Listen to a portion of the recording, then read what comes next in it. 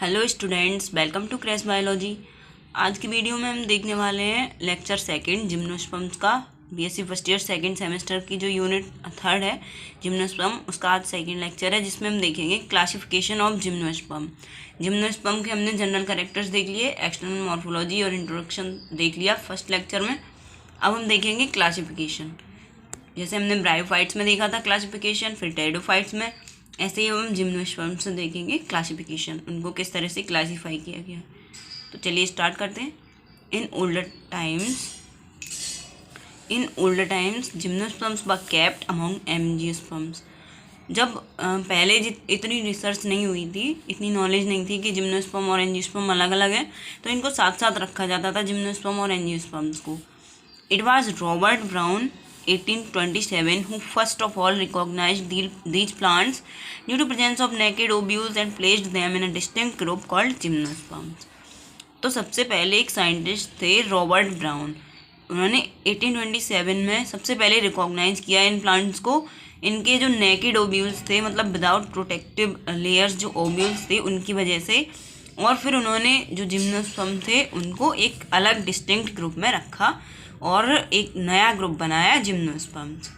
Bentham and नुकर 1862 से 83 in their Genera Plantarum placed this group in between dicotyledonae and monocotyledonae. तो जो Bentham Hooker थे, उनका जो क्लासिफिकेशन है उसे हम आर्टिफिशियल क्लासिफिकेशन ऑफ एंजियोस्पर्म्स बोलते हैं, और उन्होंने ये क्लासिफिकेशन पब्लिश किया था अपनी जेनेरा प्लांटेरम में। तो उसमें उन्होंने जिम्नोस्पर्म्स को डाइकॉट और मोनोकॉट्स के बीच में प्लेस किया था, और यही इनके जो क्लासिफिकेशन का ड्रॉबैक था, मतलब यही इनके क्लासिफिकेशन में कमी रह गई थी कि इन्होंने जिम्नोस्पर्म को एंजियोस्पर्म के साथ डाइकॉट और मोनोकॉट के साथ रख दिया था। अब नेक्स्ट देखेंगे हम। The classification of gymnosperms is quite controversial because several genera and a few orders like the chordatails and cycloidales are known only in the fossil state. जो जिम्नोस्पर्म्स का क्लासिफिकेशन है वो कंट्रोवर्शियल है थोड़ा, क्योंकि बहुत सारे जेनेरा और कुछ ऑर्डर्स हैं जैसे कॉर्डेटेल्स और साइक्लोइडेल्स, वो उनको सिर्फ फॉसिल स्टेट में देखा गया है, वो लिविंग स्टेट में नहीं प्रेजेंट है। मतलब हर एक साइंटिस्ट ने, मतलब जिन वर्क किया था जिम्नोस्पर्म के क्लासिफिकेशन में, उन्होंने अपने अलग अलग क्लासिफिकेशन दिया, किसी ने किसी ऑर्डर में कुछ रखा, इस तरह से। तो बहुत सारे हम क्लासिफिकेशन देखेंगे, 3-4। However attempts have been made time to time to classify them. Some of them important classification are as follows. लेकिन अटेम्प्ट्स तो होते रहे हैं टाइम टू टाइम उनको क्लासीफाई करने के लिए, तो उनमें से कुछ यहाँ पे लिखे हुए हैं। तो हम यहाँ पे 2 से 3 देखेंगे और फिर उनमें से एक को डिटेल में देखेंगे। तो सबसे पहले हम देखने वाले हैं वान टीगम 1898 क्लासिफिकेशन। वान टीगम जो साइंटिस्ट थे उनके क्लासिफिकेशन देखेंगे हम सबसे पहले। Van Tieghem 1898 treated gymnosperms as one of the 2 divisions of spermatophyta and further divided it as follows. Spermatophyta, जिसमें जिम्नोस्पर्म और एंजियोस्पर्म दोनों थे, उनमें उन्होंने रखा था जिम्नोस्पर्म को। तो उनका डिवीजन हम देखते हैं। स्पर्मेटोफाइटा, उसको उन्होंने क्लासिफाई किया जिम्नोस्पर्म। ए स्टिग्मेट, मतलब इसमें स्टिग्मा नहीं प्रेजेंट है, और एंजियोस्पर्म मतलब स्टिग्मेट जिसमें स्टिग्मा प्रेजेंट है। फिर जिम्नोस्पर्म को फर्दर क्लासिफाई किया साइकेडेल्स, निटेल्स और कॉनिफेरेल्स, इन 3 ऑर्डर्स में। अब उसके बाद afterward, due to the discovery of large number of fossil genera, 3 more orders, that is Cyclophilcales, Benedictales and Chordatails were included in this group. फिर बाद में जब डिस्कवरी होती गई बहुत सारे फॉसिल जेनेरा की, तो और भी कई ऑर्डर्स आए, जैसे साइक्लोफिल्केल्स, बेनेडिटेल्स और कॉर्डेटेल्स, उनको भी इसी ग्रुप में इंक्लूड किया गया। अब हम दूसरे साइंटिस्ट का देखेंगे। इचलर जो साइंटिस्ट थे उनका classification. Eichler 1889 classified the seed plants as, उन्होंने सीड प्लांट को किस तरह से डिवाइड किया था। फिनेरोगेम्स मतलब सीड प्लांट्स, उनको क्लासिफाई किया 2 डिविजन्स में, जिम्नोस्पर्म और एंजियोस्पर्म। अब एंजियोस्पर्म तो हम अलग रखेंगे क्योंकि हम यहाँ पे जिम्नोस्पर्म का क्लासिफिकेशन देख रहे हैं, तो जिम्नोस्पर्म को आगे देखते हैं। इनको क्लासिफाई किया गया फर्दर साइकेडेसी, कॉर्डेटेसी, कॉनिफरी और निटेसी, इन 4 फैमिलीज में। उसके बाद ये उसके सब डिविजन्स हैं, पिनियोइडी और टैक्सोइडी। अब इसके बाद पिनियोइडी को एवरेटिनी, क्यूप्रेशिनी, टैक्सोइडी, टैक्सी और पोडोकार्पिनी, इनमें डिवाइड किया गया। तो ये है इचलर का क्लासिफिकेशन सिस्टम। अब हम देखेंगे चैम्बरलेन का क्लासिफिकेशन सिस्टम। चैम्बरलेन का क्लासिफिकेशन ही हम आगे फर्दर डिटेल में देखेंगे। जिम्नोस्पर्म, इनको क्लासेस में डिवाइड किया गया 2 क्लासेस में, साइकिडोफाइटा, कॉनिफरोफाइटा। ऑर्डर साइकिडोफिलिकेल्स, साइकिडोइडेल्स और साइकेडेल्स। और कॉनिफरोफाइटा को डिवाइड किया गया ऑर्डर्स में, कॉर्डेटेल्स, जिंगोल्स, कॉनिफरेल्स और निटेल्स। इसमें 4 ऑर्डर्स हैं, इसमें 3 ऑर्डर्स हैं। तो आप ये वाला क्लासिफिकेशन अच्छे से याद कर लीजिए क्योंकि हम इसी को डिटेल में पढ़ेंगे। तो इस तरह से कंप्लीट होता है चैम्बरलेन का सिस्टम। तो आप इसको याद कर लीजिएगा। अब हम फर्दर देखते हैं। और इसी तरह से जीवी पंत ने, डॉक्टर पंत ने क्लासिफिकेशन दिया था, काफ़ी क्लासिफिकेशन थे। तो अगर आपके एग्जाम में ये क्वेश्चन आए क्लासिफिकेशन ऑफ जिम्नोस्पर्म, तो आप ये जो ऊपर 2 हमने लिखे थे वो शॉर्ट में हैं काफ़ी, उनको लिख देना। और फिर ये चैम्बरलेन का सिस्टम, इसको लिख के अच्छे से फिर अब जैसे मैं आगे बताने वाली हूँ उस तरह से आप डिटेल में लिखना। तो चलिए देखते हैं। जो क्लास फर्स्ट है साइकिडोफाइटा, उसे देखेंगे।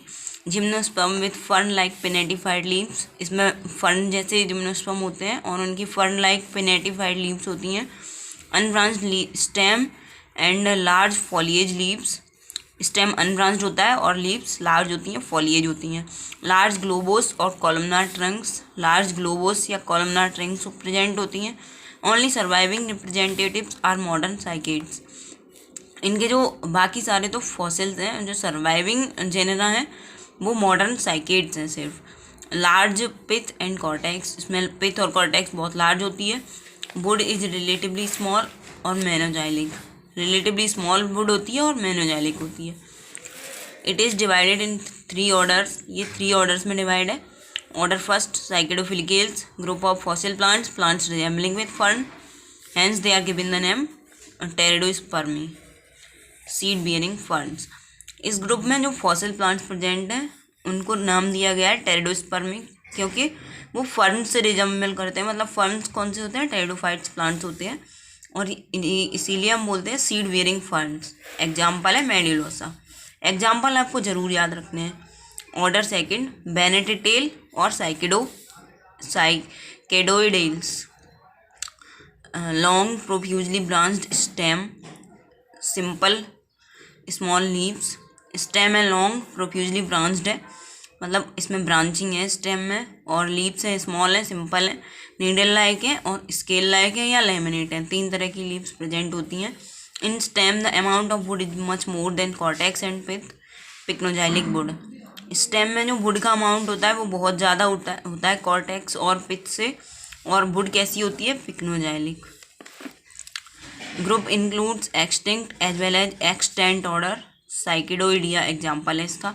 इस ग्रुप में एक्सटिंक्ट मतलब जो अभी प्रेजेंट नहीं है वो भी प्रेजेंट होते हैं, मतलब वो भी, उनको भी इंक्लूड किया गया है। और एक्सटेंट मतलब जो प्रेजेंट है उनको भी।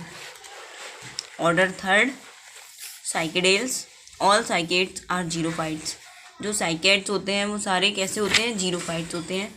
The plants are palm like in habit, plants palm जैसे होते हैं हैबिट में, जो पाम ट्री होता है एंजियोस्पर्म का उस जैसा।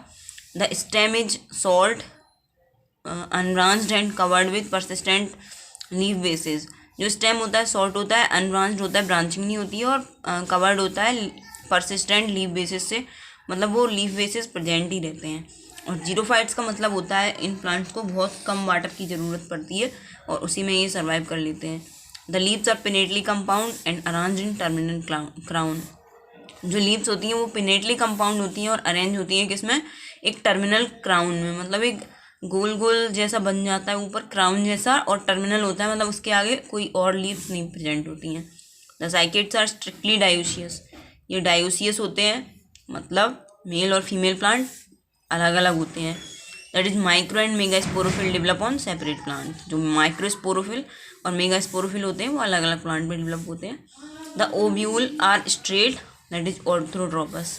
जो ओव्यूल्स होते हैं वो स्ट्रेट होते हैं या, और उन्हें हम ऑर्थोट्रोपस बोलते हैं। एग्जाम्पल है साइकस। ये सबसे फेमस जिम्नोस्पर्म है cycas.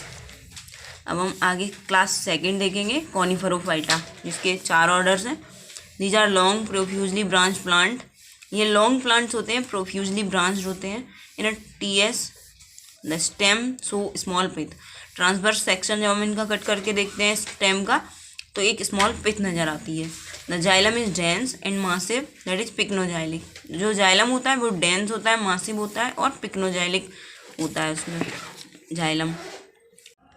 It is divided in 4 orders. ये 4 ऑर्डर्स में डिवाइडेड है फर्दर। तो हम अब ऑर्डर्स की स्टडी करते हैं। Order first, Cordaitales. Cordaitales are extinct and occur as fossil. ये एक्सटिंक्ट हो चुके हैं, मतलब अब ये प्रेजेंट नहीं है, और ये ऐसे इस तरह से प्रेजेंट है फॉसिल्स की तरह से, मतलब इनकी सिर्फ स्टडी कर सकते हैं हम, एज अ फॉसिल प्रेजेंट हैं। This is rather tall trees, large star shaped leaf and reproductive structure in catkin like cluster structure. ये जो ट्री हैं ये बहुत टॉल होते हैं, स्टार शेप्ड इनकी लीव्स होती हैं, और रिप्रोडक्टिव स्ट्रक्चर एक कैटकिन लाइक क्लस्टर स्ट्रक्चर में, मतलब एक गुच्छे में प्रेजेंट होते हैं। एग्जाम्पल क्या है इसका, कॉर्डेट्स। नेक्स्ट देखते हैं हम second order, Ginkgoales. It has been carefully preserved as sacred plant in the temple garden of Japan and China. ये जो जिंकोल्स है इनके प्लांट्स होते हैं वो जापान और चाइना में एक सैक्रेड प्लांट, मतलब जिसकी पूजा होती है, इस तरह से इसको ग्रो किया जाता है टेम्पल गार्डन्स में। The leaves are broad and bilobed with dichotomous veining. इसकी जो लीव्स होती हैं वो चौड़ी होती हैं और बाइलोब्ड होती हैं और डाइकोटमस वेनिंग होती है उनमें। It is represented by single genus ginkgo and single species ginkgo biloba. इसकी सिंगल जीनस है, एक ही जीनस है इसमें जिंको, और एक ही स्पीसीज है बाइलोबा, तो इसको हम कॉमनली बोलते हैं जिंको बाइलोबा। एग्जाम्पल आपको याद रखना है। Order third, Coniferales. Mostly evergreen trees with branch stem. इसमें एवरग्रीन ट्रीज होते हैं जिनमें स्टेम ब्रांच्ड होती है। द लीव्स आर नीडल और स्केल लाइक स्पायरली अरेंज। जो लीव्स होती हैं वो नीडल या स्केल लाइक होती हैं और स्पायरली अरेंज्ड होती हैं। The leaves possess xerophytic characters. Leaves में जीरोफिटिक कैरेक्टर्स होते हैं। जीरोफिटिक मतलब जो वाटर की रिक्वायरमेंट जिनको कम होती है। Stems have small pith, thick wood and large number of resin canals. Stem में बहुत छोटी पिथ होती है और थिक वुड होती है और लार्ज नंबर, बहुत सारे नंबर में रेजिन कनाल्स प्रेजेंट होती हैं। The pollination is by wind. Pollination किस तरह से होता है, विंड के थ्रू। एग्जाम्पल है पाइनस। तो सेकेंड फेमस जो जिम्नोस्पर्म है साइकस के बाद वो है पाइनस। अब फोर्थ ऑर्डर हम देखेंगे, Gnetales. The plants are xerophytic shrub with dwarf woody stem और वुडी क्लाइंबर। जो प्लांट्स होते हैं वो जीरोफिटिक होते हैं, श्रब होते हैं, और जो वो कैसे होते हैं, वुड उनकी ड्वार्फ होती है, woody climbers. True vessel are present in secondary wood. Secondary wood जो होती है उसमें ट्रू बेसल्स प्रेजेंट होती हैं। Opposite leaves dichotomous embryo. Leaves opposite होती हैं और एम्ब्रियो डाइकोटमस होती है। Absence of resin canals. Resin canals absent होती हैं, मतलब इनमें रेजिन कनाल्स नहीं होती हैं। एग्जाम्पल है नीटम। निटेल्स का एग्जाम्पल नीटम। तो आपको ये सारे एग्जाम्पल याद रखने हैं, इनके कैरेक्टर्स याद रखने हैं, और आपको ये क्लासिफिकेशन याद रखना है, क्योंकि ये क्वेश्चन आता है, ज़रूर आता है, बहुत इंपॉर्टेंट है। तो आप ये याद रखिए।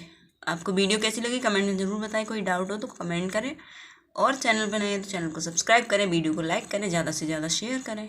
Thanks for watching.